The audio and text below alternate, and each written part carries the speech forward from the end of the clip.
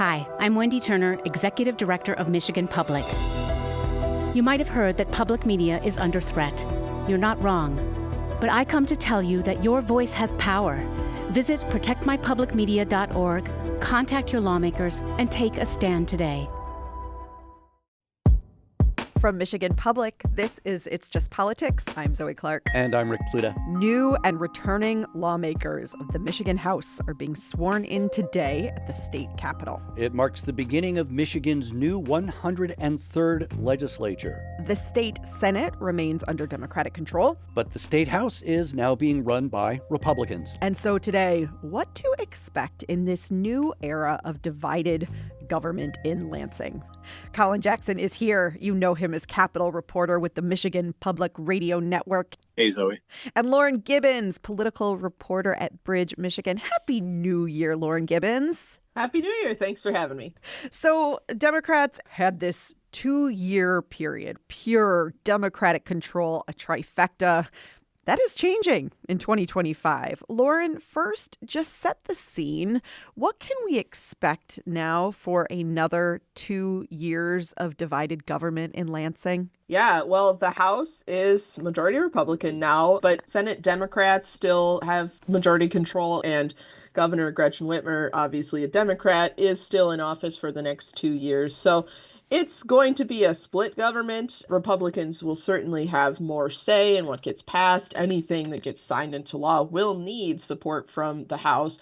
But Democrats do still have two legs of this stool here. So it's going to be interesting to see how incoming Speaker Matt Hall interacts with Governor Whitmer and Senate Democrats. He's got a lot of priorities. Obviously, the governor has a lot of priorities. Maybe they don't mesh all the time, but it will certainly be interesting to see where they do come to a consensus. Colin, past and future question. I'm thinking about last year's lame duck legislative session when, in the final days of Democratic control of the House, Republican House members, they just stopped coming to session. House session really ended in, disarray. What do we know about relations right now between the two parties in the House? Because relationships matter. Yeah, I mean, I think more so even than just before we get into the relationships between Democrats and Republicans, we really need to talk about the relationship with Democrats and themselves. Yeah. We saw that largely fall apart as well at the end of last year, even though you heard some people, feeling optimistic, like they were figuring it out at the last second. They really never got a chance to test that theory. And I think one of the first things is you have to keep in mind you're going to be dealing with a minority Democratic caucus that still has former Speaker Joe Tate, who a lot of members of the caucus felt abandoned them in the last moments of last year's legislative session. You still have State Representative Karen Whitsett from Detroit, who, again, has also faced a lot of frustration from Democrats across the state. You have everyone in between on all sides of the political spectrum within this big tent they call the Democratic Party. So first and foremost is getting that caucus together to be an effective minority. On the other side, you have Republicans who are now in the majority, but they're still contending with a Democratic Senate and a Democratic governor. So Democrats in the minority do have some potential here for bargaining power and everything else, but you need them together in order to work effectively with Republicans. For the large part, we've seen Speaker-elect Matt Hall keep his caucus together. You saw that him flex that muscle when he led that 54-person walkout in the last days of December. So when we talk about what to expect between Democrats and Republicans, I think a lot of that just comes down to how the rank and file members are behaving. Yeah. So, Lauren, is it fair to say then that Republicans are more united than Democrats coming into this new year? Yeah, they've certainly demonstrated more cohesion than legislative Democrats in the state House, especially really have. I will say Senate Democrats really kept it together. They tended to vote as a block a lot more often than House Democrats did. You saw their marathon voting session right before lame duck closed. So on the Senate side, it seems like Democrats are pretty united. On the House side, to Colin's point, it's definitely still a lot of bad blood and a lot of differing views. There are going to be some incoming House Republicans who may have some different views or maybe have different ideas than their caucus. But generally speaking, Speaker Hall has been able to get his caucus together. You saw it when they walked out of session as a united front. That was a pretty strong statement to suggest that they were ready to work together as a majority and be a united voice against some of the other Democrats in the legislature still. Colin, going back to Republicans and Democrats working together or throwing bombs, and then can House Republicans and Matt Hall continue that caucus unity? First, I would say I think we can expect to see a little bit of both, but I am feeling optimistic. I'm generally an optimist. So I do think that you'll see Democrats and Republicans work together, at least to a certain extent. And we've already started to see that, before the end of the year with Speaker Hall having lunches with Governor Whitmer. Obviously, there was enough feeling like those negotiations didn't go anywhere, that Republicans stopped showing up to the Capitol. But at the end of the day, there is at least some common goal, if nothing else, of running the state of Michigan. We have budget season coming up. That's something that statutorily has to happen. And so Republicans and Democrats will have to set aside something to get that done. Regarding your question about caucus unity, I think that Speaker Hall will find it's harder to govern from the majority than the minority. From the minority, you can throw those bombs. You can just launch attacks. You can just not show up to work. When you're in the majority, you have to take a certain level of ownership of everything that goes wrong in the chamber. And that's something Democrats learned this past session. I mean, to that point, there's actually governing and lawmaking that needs to happen. So, Lauren, let's then talk policy. What are we likely to see taken up early on? I mean, we've got some ideas, right? Tipped wage, roads. What are you watching?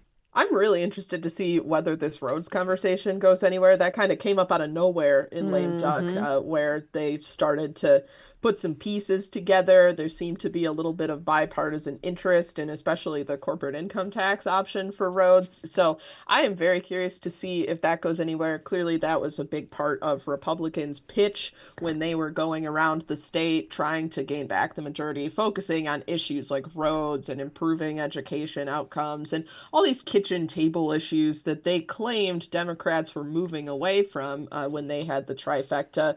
But also things that Governor Whitmer has long said she's been interested in. Certainly, Governor Whitmer won't likely stop talking about economic development. That's been a huge priority for her administration the last couple of years. She is likely going to continue to beat that drum. There is a lot of disagreement among her caucus in particular about the direction that's going. But yeah, it could go a lot of different directions. There's obviously a few new lawmakers, new leadership in the House. So I wouldn't be surprised to see some efforts on some of these more meat and potatoes, kitchen table policy issues. Lauren, I mean, for those listening, and you've covered Lansing a long time, are you shocked that yet again at the beginning of a legislative session here we are talking about road funding? No, I've been talking about road funding for at least a decade now. It's always going to come up, and we're still at a huge deficit. Some of these ideas, I think toll roads in particular, are interesting, but it would take such a huge lift to actually make it happen. I'm not sure exactly how far that will go, but I am very curious to see. Republicans have really been pushing for a long time to shift the taxes that are taken at the pump. We have a sales tax in addition to the gas tax on gas. And there is a lot of interest among Republicans, but even some Democrats, to say, hey, make this all go to gas, make this go to roads. That said, that gets a ton of opposition from schools and local governments who benefit from the sales tax. So it's complicated, and I don't think it will stop being any less complicated, and any change to the way that gas and fuel is taxed in Michigan would be a massive conversation. Michigan relationship to road funding, it's complicated. And constant. Always. Constant and complicated. So, Colin, what do we know about what's happening with the minimum wage and the tipped wage? The lobbying has already started, that business leaders are trying to talk about different resolutions that they would like to see done early in the session. Yeah, the lobbying has already started. We saw the strong push from the Save My Tips coalition, from industry groups, servers, et cetera, that have been showing up to the Capitol since last year, talking about wanting to restore the tips credit. Basically, at the beginning of the year, the minimum wage went up. And then in February, because of this court decision that came out over a year ago now, it was late December in 2023. We've been dealing with the impacts since then. The minimum wage will go up again, but this time it'll go up substantially to, I believe, around 12 an hour for everyday workers, and less than that, but still significantly more than what tipped workers are currently making. But eventually, there's going to be parity by 2030 between tipped workers and non-tipped workers, and that's something that a lot of restaurant owners and businesses are freaking out about. Their argument is that most people are able to make the full minimum wage with their tips, if not significantly more anyway. And so there's been a push from industry groups and lobbying groups to convince lawmakers and the general public that tipping system is going to go away, and that the businesses are going to have a lot of trouble paying these full salaries, full wages for the workers, et cetera. And whether that will come to fruition, there's people on both sides that say yes, people say the sky isn't falling, we'll come to see.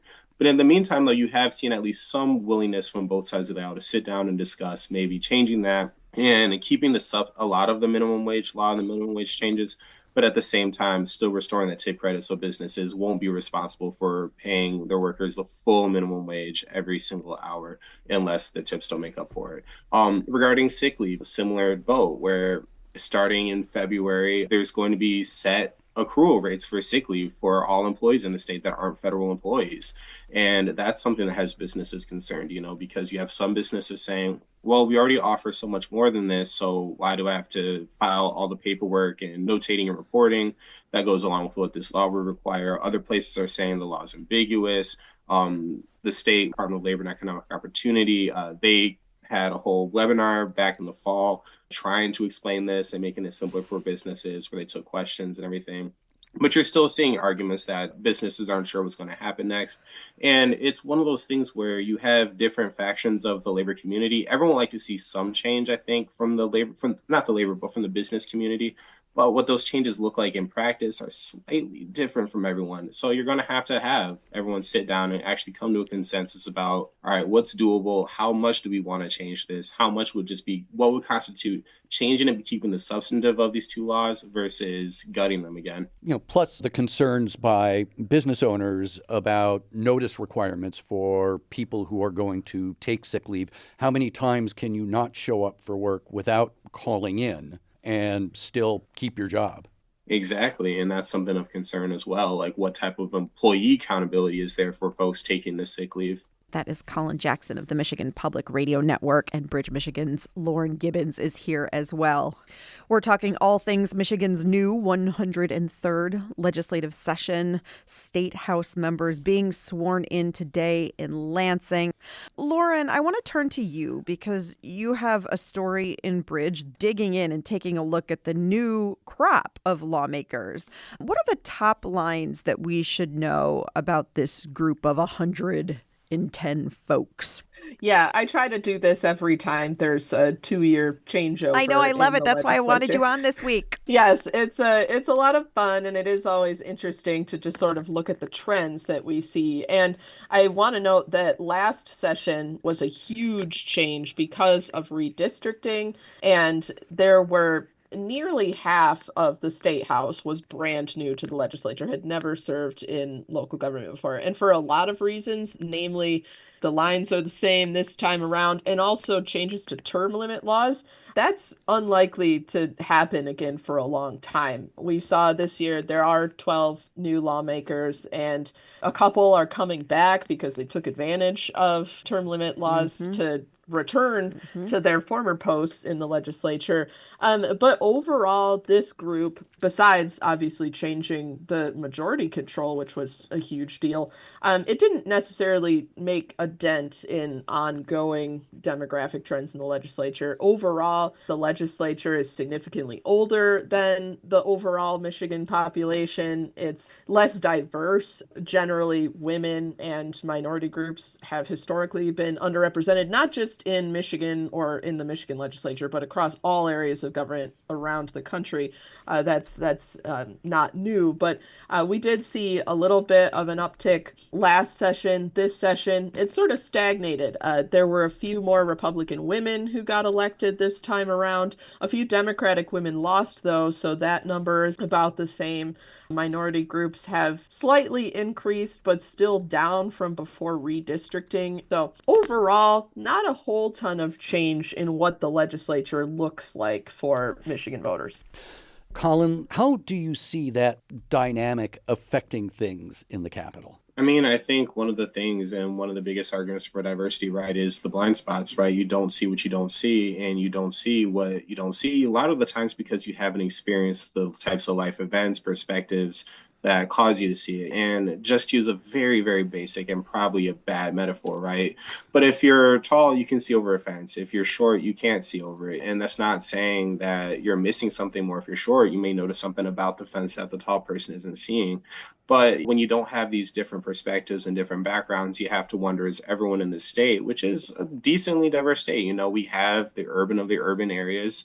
We also have very rural areas. We have very remote areas. Then there are also some specific issues that you don't see unless you've been to those areas, unless you know those areas well. You know, I think a lot of what we hear from UP Senator Ed McBroom about different things that are specific to the UP and similar to issues that are very specific to Detroit that don't get brought to the legislature if you don't have Detroiters representing their city in the legislature. So I think that those are some of the risks of having a less diverse and older legislature, specifically age-related. One thing that has been a consistent issue throughout many governor administrations, not just Governor Gretchen Whitmer's, although she's the latest to deal with this, is population loss and the graying of the state. Young people leave the state and come back when they're ready to die or when they're ready to retire. And that is something where you have to wonder, like, does an older legislature really have the answers as to what young people want to see in the state? Or are they going to keep sticking with the status quo that led a bunch of my peers, and I'm sure Lauren's peers as well, to leave this state at some point or another in their lives? To that point about age, it's definitely still older as a whole. I think it's about 65% of the legislature are either Gen X or baby boomer generation. But we are seeing a few more Gen Z representatives in this current crop of lawmakers. There's 6 Gen Z lawmakers coming in, up from 4 in 2022. And a couple of those are conservatives as well. Parker Fairbairn is a Northern Michigan Republican who is a Gen Z candidate as well. Riley Linting is another conservative Gen Z candidate who won her election against an incumbent. So that is kind of interesting to see. You are, despite the ongoing trends, seeing a lot of younger candidates coming forward.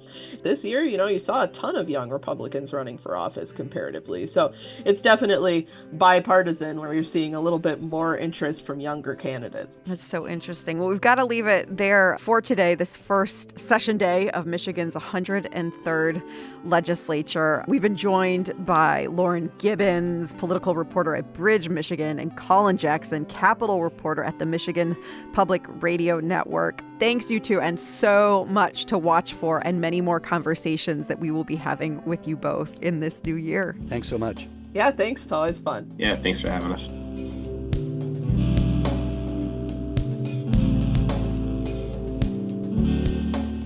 And if you want Michigan politics in your inbox, then sign up for the It's Just Politics newsletter. Every single Friday afternoon, we will bring you what you need to know about the latest in Lansing.